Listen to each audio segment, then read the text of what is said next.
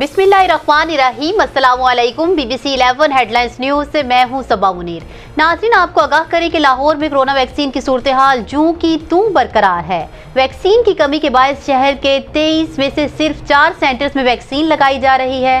ذرائع محکمہ صحت پنجاب کے مطابق ویکسین کم ہونے سے ویکسینیشن سینٹرز کی تعداد محدود کر دی گئی ہے۔ اب پی کے ایل آئی ایکسپو سینٹر، مینار پاکستان اور ریلوے ڈسپینسری میں ویکسین لگائی جا رہی ہے۔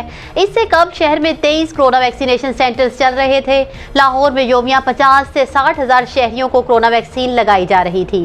ذرائع کے مطابق محدود ویکسین اسٹاک کے باعث روزانہ ویکسین لگانے کا گراف بھی متاثر ہوا ہے اور 16 جون کو 35,625 جبکہ 17 جون کو 23,425 شہریوں کو کورونا ویکسین لگائی گئی تھی۔